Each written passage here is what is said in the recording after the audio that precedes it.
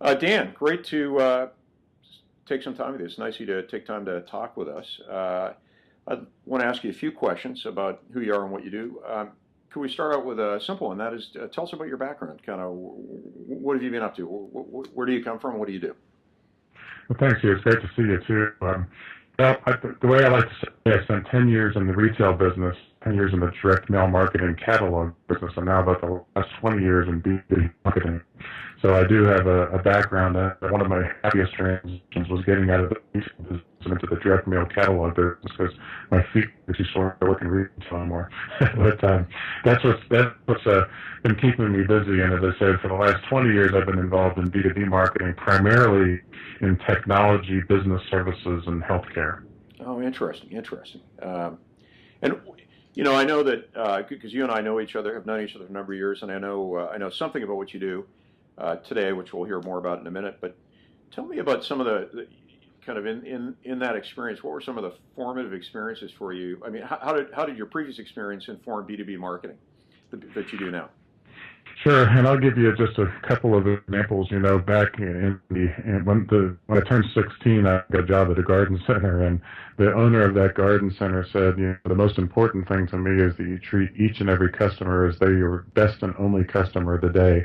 And they were really insistent upon that, and they built a huge business. When I transitioned into the direct mail marketing catalog business, I attended a lot of DMA conferences, and I remember this guy who was very famous in the list industry. It was one of the Carl family folks, and they were sort of like the mafia of the list business. And he said that one time he was standing on the street corner, and somebody drove by in a Cadillac and said, "Where's such and such?" A store or something. And he said, "Oh, you go down there and make a right turn. It's two doors on your right." And the guy flipped him a buck and said, "Thanks," and he drove on. So another guy comes by in a Cadillac and he says, "Hey, where's such and such?" And he said, "Same thing," and he got another dollar. And he said that's when he realized that he could sell the same name over and over again and make money.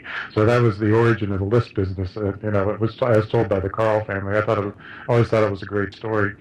And from the standpoint of kind of lessons learned, I remember, and this is kind of a funny thing to say because it was actually after spending 6 or 7 years with another company and then 2 or 3 years being the owner of my own company, that one of our clients did an analysis and they said, "Do you know that the opportunities that your company creates for us are the least expensive opportunities of any we create?"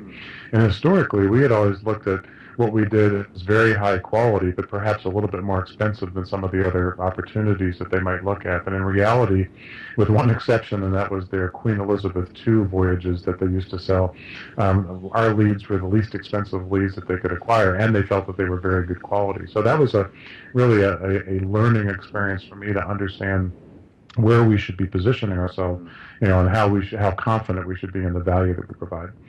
Oh, that's great. And today you've been running Pointclear for a number of years. Tell us about Pointclear. What do you do?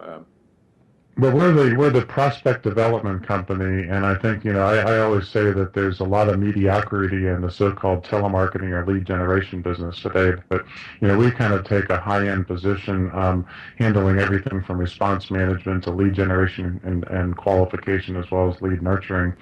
And really, there are things that we do that are a little bit different. One is a much more strategic approach to planning. People say that our program plans are really second to none. In fact, many of them use them as internal training documents. The second is the level of our staff. It's amazing. We just had a company meeting yesterday, and the average tenure of one of our prospect development associates is 4.7 years, which is really unheard of, and the average age is 42, all with 4-year college degrees. So we have very, very senior staff and a very experienced staff. And then the processes, which are multi-touch, multimedia, multi-cycle processes. It's not about, kind of a silver-tongued devil making a one-call close, or in an interview that I was just doing a few minutes ago, we're not about calling up and saying, "Hey, can we schedule 30 minutes for you to read our solution?" It's really more uncovering need. You might look at it as a combination of solution selling, spin selling, even some Miller-Hyman blue sheeting that we do. But some of these things are timeless. Some of these things still work, and we basically use this again, what we call multi-touch, multimedia, multi-cycle processes to help clients multiply their results. Yeah, that's really interesting. Yeah, in fact, that segues into my next and second to last question. That is, How have you seen the lead generation and kind of lead nurturing business change over the last 10 years? What are some of the sort of shifts you've seen? Well, it's interesting. We actually published a statistic, and the statistic is the lead rate over the last 12 years now, actually, in comparison to the GDP. And what we find is that the very short-term lead rate hasn't changed an awful lot. The long-term lead rate does seem to fluctuate with the economy. But one of the things that we find is that while on one hand there are all these tools and all this information available, both to the buyers as well as to the sellers, and there's certainly some great tools, for example, marketing automation that are available to help automate the process of staying in touch with prospects and even clients. The downside is you don't want to treat these like black boxes, and I think that one of the big changes is you find people in marketing are kind of beat down, if you will, and sort of tired of the beatings that occur, because it's been very difficult to identify ROI or Romney coming out of marketing investments. So they go after what I call kind of snake oil solutions and, kind of take the easy way out. So, one of the changes is that there's so much dependence now on technology that I think kind of people have gotten out of the way of the process. And I think that's a big mistake. But and at the same time, we're huge, technology users. We have marketing automation. We use CRM. We have all the tools that are available.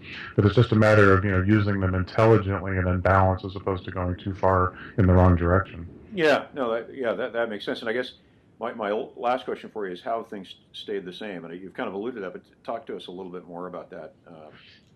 Well, I think remembering that people still buy from people, and that there is still a sales process, and one of the things that I think companies do, and of course there are companies that'll say 70% of the buying process is done before a sales rep even needs to get involved because people are looking at websites.